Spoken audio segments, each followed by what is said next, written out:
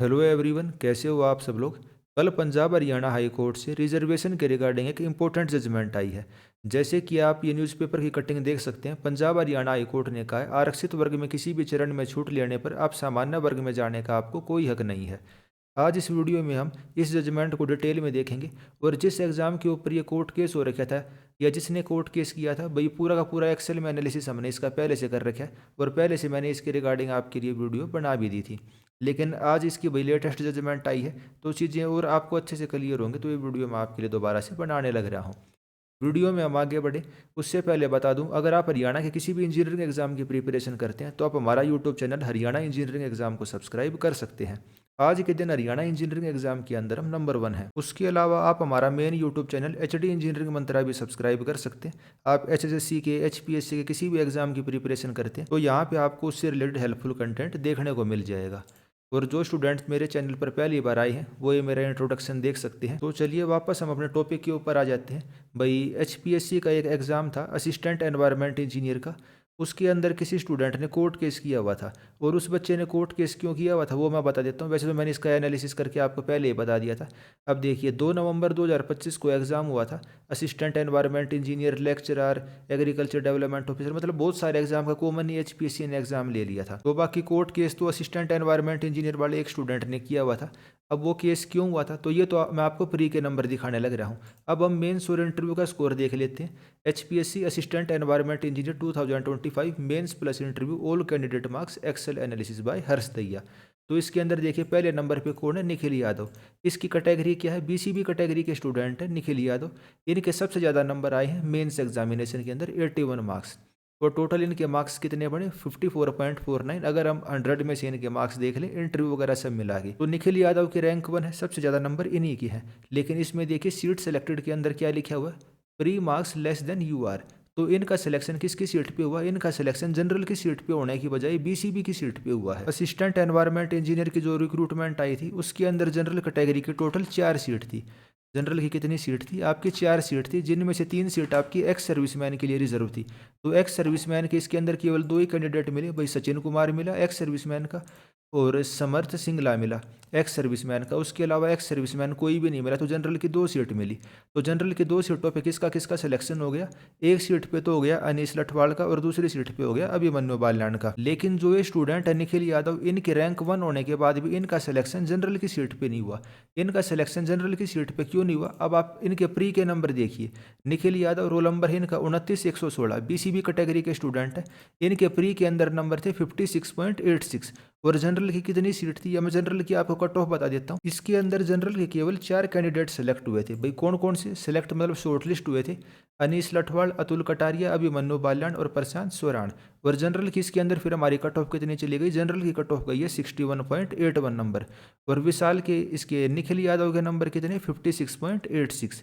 लेकिन जो mains examination है उसके अंदर इन्होंने टॉप कर लिया भाई, जिसके आधार पर मेरिट बनती है। तो क्या हो गया, निखिल OBC की सीट मतलब जनरल की सीट पे सिलेक्शन ना लेके इनको BCB की सीट पे सिलेक्ट किया गया। अगर इनको जनरल की सीट पे सिलेक्ट किया जाता तो क्या होता भाई, एक कैंडिडेट BCB का एक्स्ट्रा सेलेक्ट हो जाता।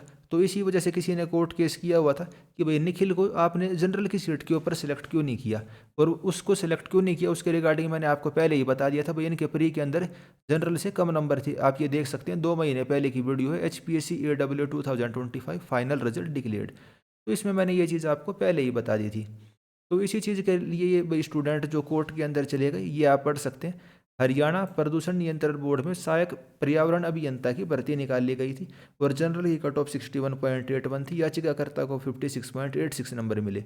उसे केवल BCB श्रेणी में शिथिल कट ऑफ का लाभ देकर ही अगला चरण पार करने का अवसर मिला, क्योंकि भैया जनरल की कट ऑफ को तो पार कर नहीं रहे थे 61.81 को।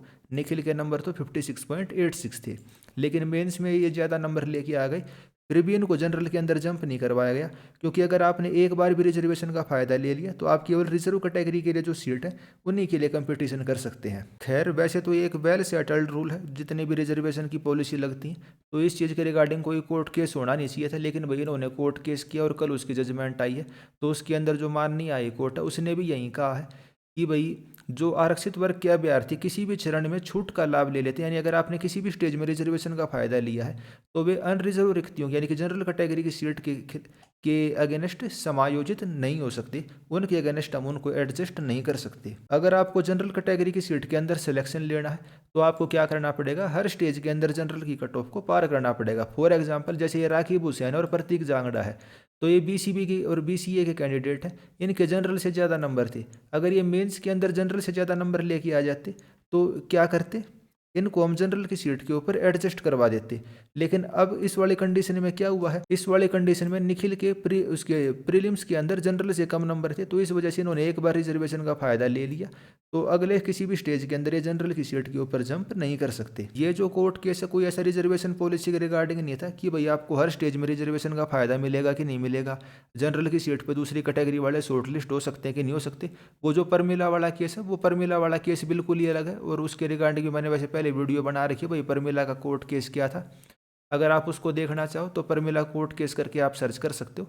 आप वो वाली वीडियो को भी, आपको सिंपल क्या करना, परमिला कोर्ट केस सर्च दे या सर्च कर लेना। तो भाई टीओ एग्जाम के अंदर भी भाई मैंने वीडियो बनाई थी, भाई परमिला केस का इस चीज़ के ऊपर क्या फ़र्क पड़ा है, और भाई सुप्रीम कोर्ट के अंदर ये केस गया तब क्या हुआ। तो पहले वीडियो बना रखी है, बार बार उस चीज़ को हम डिस्कस नहीं करेंगे, बस आप इस चीज़ को यहीं समझ लो।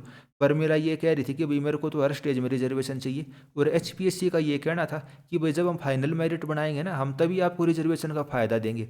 यानी कि प्रीलिम्स के अंदर जनरल की 10 सीट है, तो उन 10 सीट के ऊपर केवल जनरल वाला बच्चा ही शॉर्ट लिस्ट हो सकता है, केवल फाइनल मेरिट बनते टाइम वो जंप कर सकता है। तो भाई दोनों पॉलिसी का आपको मैंने डिफरेंस बिल्कुल आसान भाषा में समझा दिया है। ये कोर्ट केस क्यों रखा था वो मैंने समझा दिया, और बाकी कोई इतना बड़ा ये कोर्ट केस था नहीं, पहले भी ऐसे ही होता आया है और अभी भी ऐसे ही होता आएगा। सुप्रीम कोर्ट भी कह चुका है अगर आप किसी भी स्टेज के अंदर रिजर्वेशन का फ़ायदा लेते हो तो आप इन फ्यूचर जनरल कैटेगरी के लिए जो सीट है उनके ऊपर शॉर्ट लिस्ट नहीं हो सकते, उनके अगेंस्ट हम आपको एडजस्ट नहीं कर सकते।